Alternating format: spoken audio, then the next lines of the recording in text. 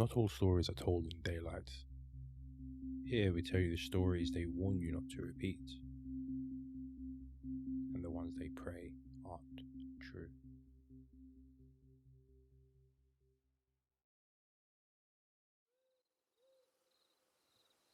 Welcome back to the Midnight Broadcast.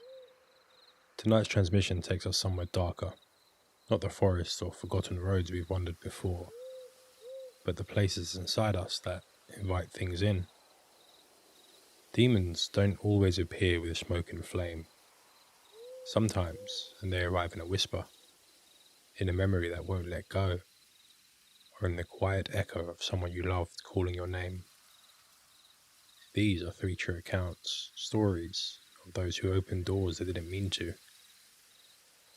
A woman who believed the dead could speak through glass. A priest who heard confession from something that wasn't human. And a house that refused to let go of its final prayer. Turn off the lights, settle in, because once you start listening, you might begin to notice the silence is empty after all. They said Daniel stopped speaking after the funeral. Not just less talking, none at all. At first, people forgave it. Grief like that, especially after what happened, makes you move quieter. When his wife Claire died in the fire, the papers called it a tragic accident. The church called it God's mystery. And Daniel never called it anything at all. He sold what was left of their house and moved 40 miles north to the town of St. Ives, the kind of place where fog hangs low and streets shut down after 6. His new house was small, half-rotten, crouched behind the line of pines. Locals called it the Quiet House, long before he ever lived there. No one could remember who owned it last. The neighbours tried to be kind. Martha, from across the lane, left casseroles at his doorstep.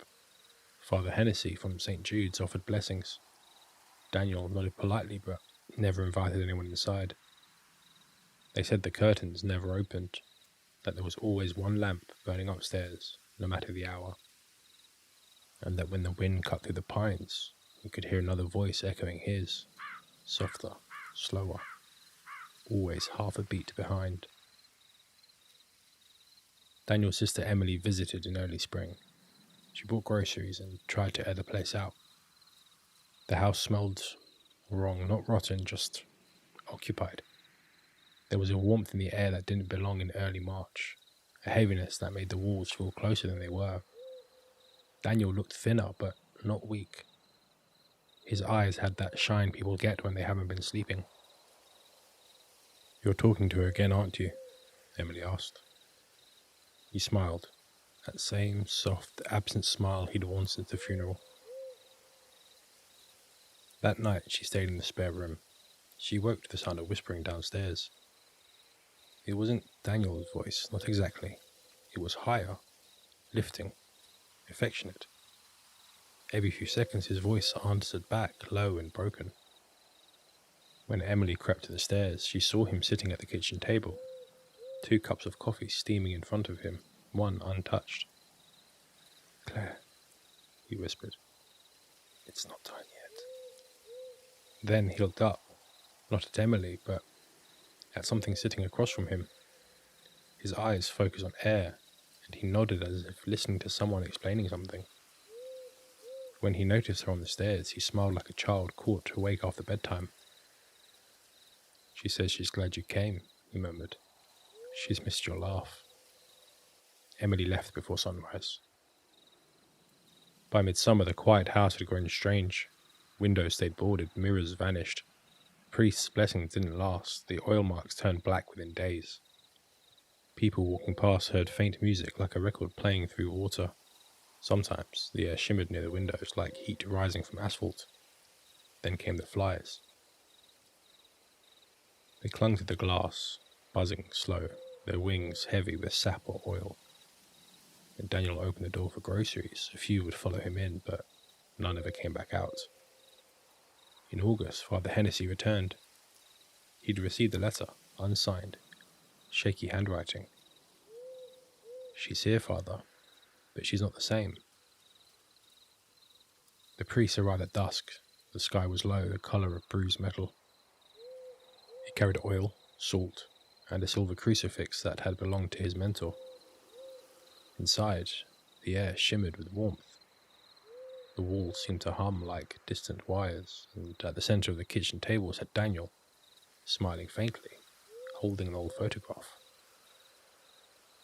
"Daniel," the priest said softly, "you wrote to me." Daniel looked up. "I didn't," he said. "She did." The priest stepped closer. "Who, Daniel?" The second voice answered, soft, almost calm and kind. "You know my name, Father." It came from nowhere and everywhere, from inside the walls, from the air itself. The crucifix trembled in the priest's hand. He began to pray. The Lord's Prayer, his voice steady at first, then faltering as Daniel joined in, speaking with him, word for word, tone for tone. Halfway through, Daniel's voice split, a perfect harmony that wasn't human. The priest said later that the air thickened, that the words wouldn't carry, that every time he said, "Deliver us from evil," Daniel smiled wider. "Do you think she's in pain?" Daniel asked, eyes wet. "She says she's cold." Father Hennessy tried to anoint him. The oil sizzled on his skin. The smell wasn't burning, it was sweet, like flowers left too long in a vase. And the house went silent. The priest found himself alone at the table. Daniel was gone. The only sound was a slow, deliberate breathing from somewhere behind the walls. He left the house and never came back. They found Daniel 2 days later in the churchyard. He was kneeling before the altar, eyes open, hands clasped. He'd been dead for hours, but there was warmth on his skin and a faint pulse under his throat, as if something else was trying to use him. The coroner called it cardiac arrest. The priest called it something older. He had the quiet house sealed, its doors nailed shut, its windows bricked. But locals say, if you drive by after midnight, you will see light moving inside. Not fire, not candlelight. Something slower. Something that flickers when you blink. Emily keeps her brother's notebook locked away. Most pages are filled with prayers written backwards. The words are meant for no human tongue. But near the end there's one entry written clean, legible, in Daniel's hand. She said if I loved her enough, she'd never leave me again. I believed her. Beneath that, in smaller letters, unfamiliar script. He finally does.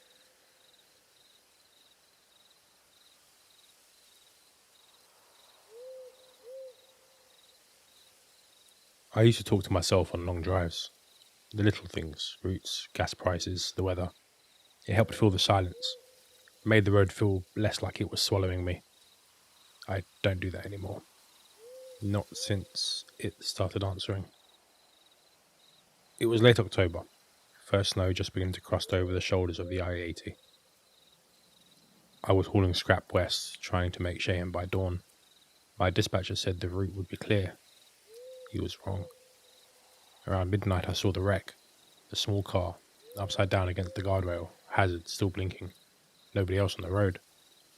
I slowed, pulled over, left the engine idling. I remember checking the mirror and thinking I saw someone crawl from the other side. I waited. Then the hazards went out all at once, like the car had never been powered at all. That's when the voice came through the cab radio. At first, I thought it was a dispatcher again. A short burst of static and then... You saw me. It was my voice, but quieter, the kind of quiet you only hear when you whisper in a church. I turned the radio off, but it stayed on. The dashlights dimmed and then pulsed like they were following a heartbeat that wasn't mine. The voice said it again. You saw me. I answered before I could think. Who are you? You already know. I didn't, but something in my chest tightened, like remembering a lie. By the time I reached the next mile marker, I couldn't hear the engine anymore. No wind, no tires on asphalt, just that low, measured tone underneath everything. like the hum before thunder.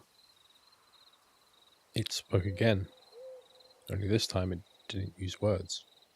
It played back something I'd said months earlier, a voicemail to my daughter, the one that I'd never sent. "Hey, sweetheart, sorry I missed your birthday. I'll make it up to you." Hearing it made my throat lock. The way it said sweetheart wasn't imitation, it was memory. The exact rhythm, the hesitation after hey. I pulled over hard, killed the ignition and threw open the door. The night was so quiet it rang in my ears. For a second I thought I could see breath on the passenger window, but I hadn't exhaled yet. I tried to sleep in the cab. I figured I was overtired, losing it. But when I closed my eyes, it kept talking. Not out loud. Inside the part of my head where thoughts go before their words. It knew the names of people I hadn't spoken to in years. It told me which ones wouldn't wake up tomorrow. Every time I told it to stop, it said, "You brought me here." I don't remember driving again, but I must have. When the sky turned grey, I was already past Elk Mountain. The radio was still off, but the voice wasn't.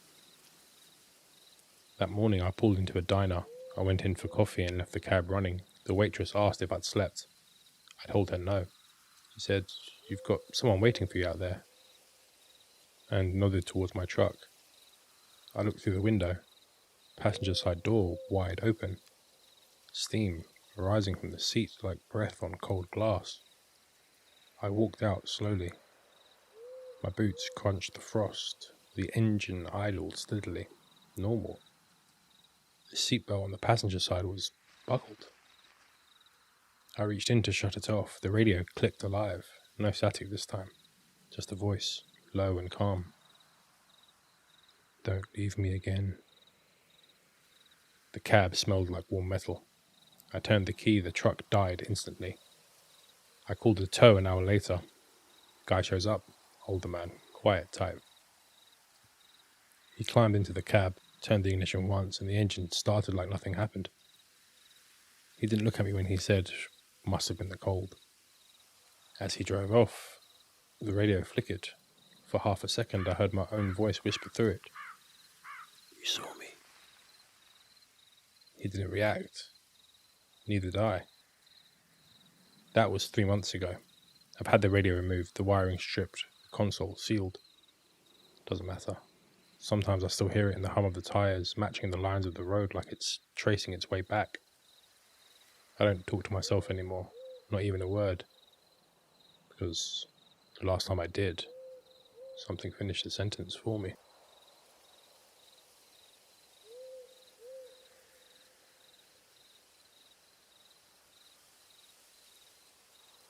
There's something about grief that makes people superstitious.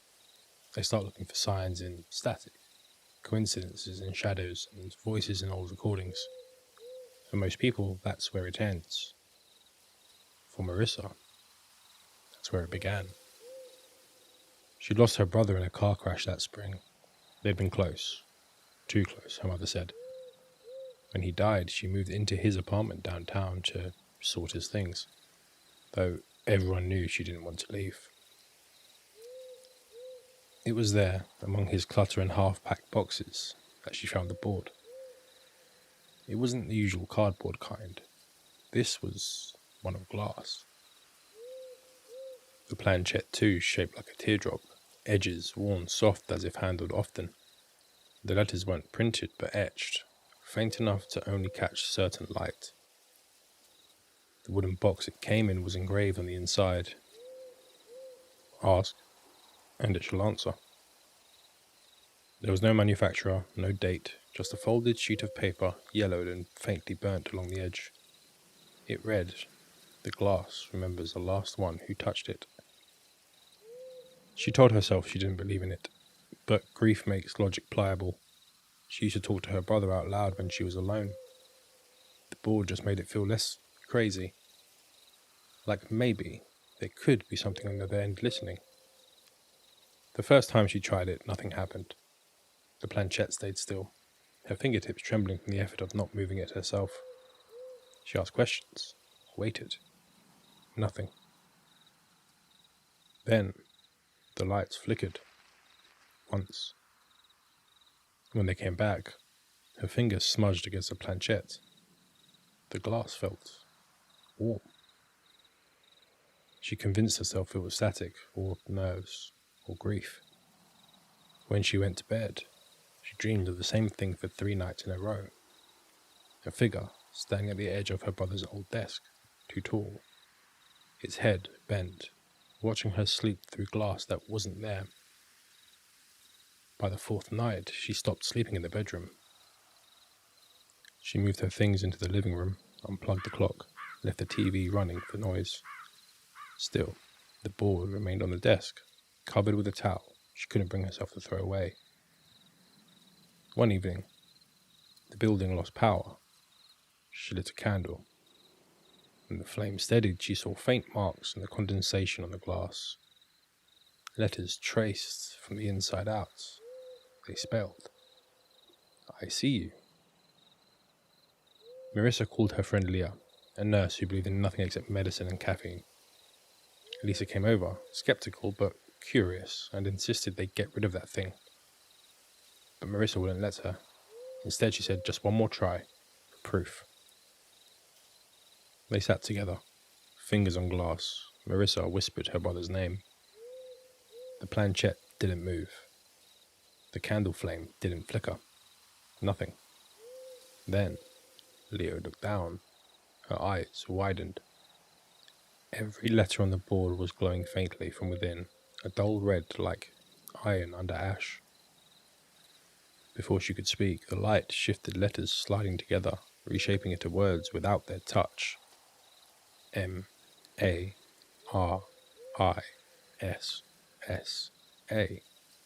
Marissa. Then slowly, O-P-E-N. Open. That's when the glass cracked. Leah ran. Marissa didn't. The thing that crawled through wasn't fire or shadow, it was reflection. It came from the fractured glass, its body made of all the angles she couldn't see herself in. Eyes like burned paper. Hands that trembled as if learning to exist. It spoke, but not aloud. Its words pressed into her skull like a bruise. "You called for him. I came instead." Her breath hitched. She said his name again. The thing smiled, and for a moment, just one, it looked exactly like her brother. Leah found her the next morning. Marissa was sitting at the table, eyes unfocused. The broken board in front of her. Every piece of glass had words scratched into it, as if etched from the inside. "You believed." She wouldn't speak for days. When she finally did, she asked Leah something strange. "Do you ever remember what glass remembers?" 2 weeks later, Marissa vanished. The apartment was locked from the inside. No sign of a struggle. Only the mirror in the hall cracked across the center. Fingerprints pressed on the inside of the glass. And in the empty space where the Ouija board had been, a faint smell of heat and copper lingered, like blood that had been touched by lightning. Neighbors still report flickering light in that apartment. Sometimes they swear they see movement through the window. Someone sitting at a table, hand hovering over glass, as if waiting for it to answer again.